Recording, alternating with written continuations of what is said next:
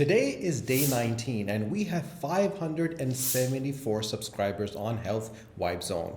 And this is a channel that we are developing day by day and showing you exactly how it's progressing. And we have more than 2,400 hours. We're only shy a couple of hours and a couple of more subscribers to go before we actually get monetized. But I'm going to show you the whole journey from start until we get monetization and even after what happens once we do get monetized. Now guys, in today's video, we're going to be talking about a very special and a very unique topic, which I feel that a lot of content creators and people that do understand YouTube automation do not actually go and explain, which is the YouTube algorithm, how it works, what it does, and how can you as a new channel actually use the YouTube algorithm and understand how you can get your video ranked. So without further ado, let's start. The first thing I want to show you is the actual channel, Health WIP Zone. We have 574 subscribers and we have only 3 views on videos that came 19 hours ago. Now, if you've been following these videos, you would understand that this is a norm and this is perfectly normal, and this is something that every single channel goes through, and it's perfectly fine if you have that many views. But on the other side, we have a video that came 3 weeks ago which has 35,000 views. It has 76 views that are coming every single hour, and another video that came 4 weeks ago has 922 views.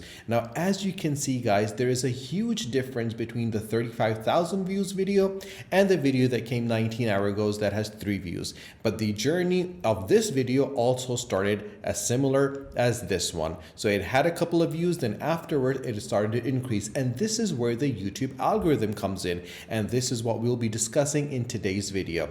Now, I want to go and show you the actual channel dashboard. So we have 30,000 views. Your videos are getting so much interest and playtime, and this is an achievement that has been given to us by the YouTube studio itself. And as you can see, we have 563 plus in the last 28 days that we have achieved in subscribers and 2,400 hours in watch time. Now, if you check out the analytics, I'm going to show you how the actual algorithm tends to work. Now, as you can see that the graph that was moving around got up, down, up again, and then it had a huge decline over here. Now guys, this is where the YouTube algorithm kicks in. If you see on the right side over here, we have 4,000 views that are coming in the 48 hours, which is pretty much at the same level. So we have between 100 and 110 the views that we come, then we have a slight dip that comes over here. If I go and change the days and look at 7 days, you'll be able to see that the graph moves in a slight up and down wavy method. Now, why is this? And this is where the YouTube algorithm comes in, guys.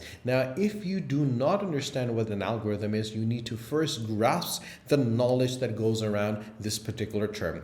The algorithm is a set of methodologies. It is a way by which YouTube actually regulates and helps and develops and moves and recommends and processes all the data that it gets. Now, YouTube doesn't have little green men that are sitting in the back recommending different videos or doing different things and removing videos and adding channels. It doesn't work that way. It works on the data that YouTube actually gets from you and me, from our friends and family. So the way we use YouTube, what we watch, how long we watch it, what we like, what we share, these are all the data and information that the YouTube actually gathers, and then it takes all this data that it feeds into this algorithm, and the algorithm reads and understands and uses different techniques and methodologies which processes all these data and information, and then based on that data and information, it recommends different videos, it shows different videos, and obviously that's how the whole system within YouTube tends to work. Now, it's really complicated and I don't want to make this video very technical, so I'm going to give you a basic information. Think of YouTube as a marketplace,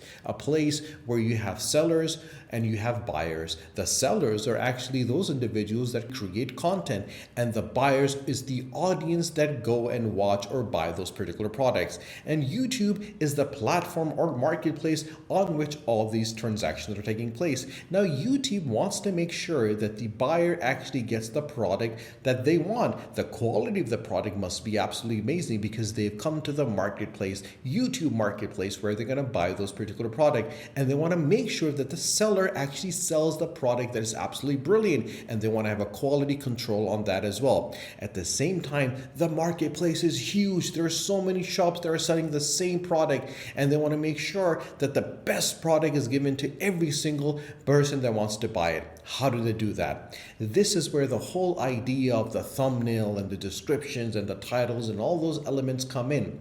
Now, when you actually have a shop, which is huge, it is a brand name and everyone knows about it, it's pretty big. Now, that literally means that YouTube has actually endorsed this particular shop, and it knows that the products that are being sold on this shop are absolutely brilliant. And whenever there's a person that wants to buy that particular product, it recommends the person to that particular shop. And when the person comes to that shop, they buy the product and the product is brilliant.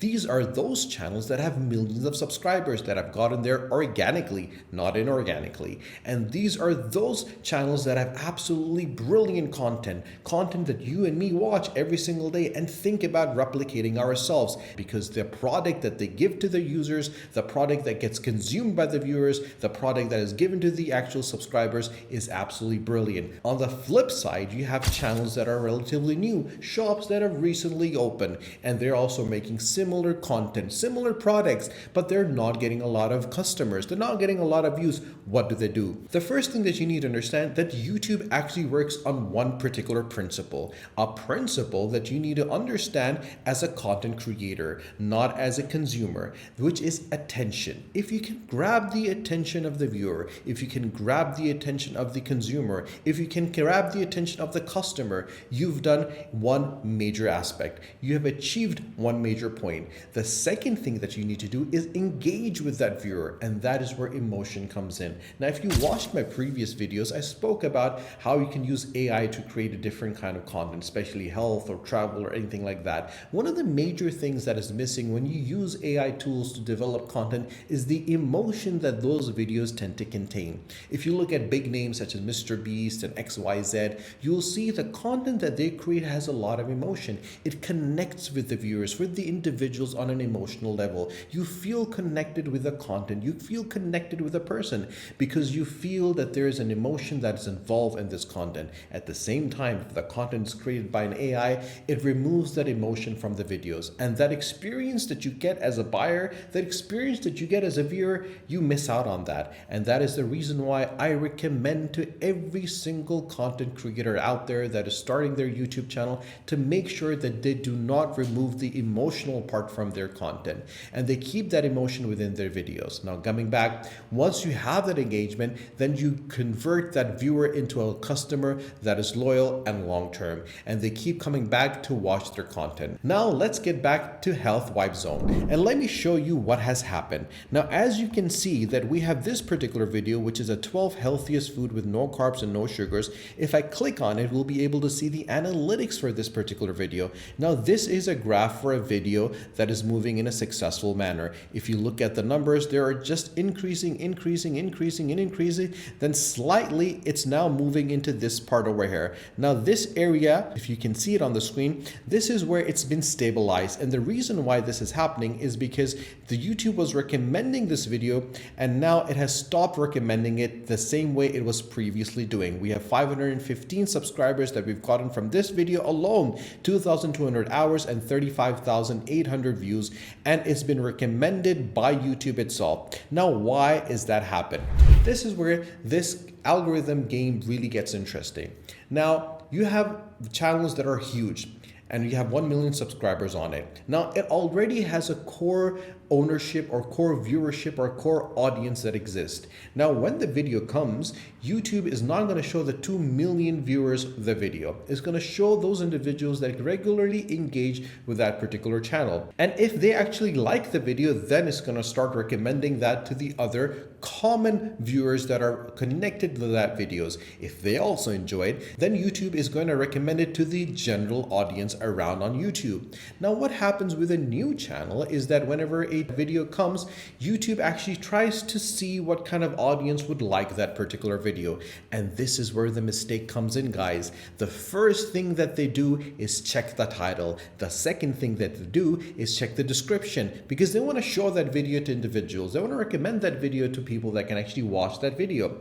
Once they pick on the algorithm, once they pick on the SEO, once they pick on the title and they recommend that video, now the thing comes that the thumbnail needs to be great, because they're recommending the video, but if the thumbnail is not that great, no one's going to click on the video. No one's going to watch that video. You're not going to get engagement or conversion of that video. And that is what a click-through rate is. You want to have the click-through rate to be high. So whenever the video gets recommended, the thumbnail is absolutely brilliant. So people will click on it, watch it, get engaged. And if they do that on a small channel in the first video, you're going to see a snowball effect as the video and the channel is going to grow. Now, guys, I don't want to make this video very, very long, because there are so many aspects that are involved when we talk about the thumbnail, when you talk about the titles, when you talk about how to get the channel into the algorithm, which I want to speak to you directly, and we can do that on our Discord. The link of the Discord is in the description below. So if you haven't joined my Discord, guys, join it right now. And if you haven't subscribed to this channel, do subscribe to the channel, and do not forget to press the bell icon. Share this video, guys, with anyone and everyone that you feel must watch it, so they understand the different aspects of YouTube automation before they start creating content. Stay tuned for our next video. Until then, take care.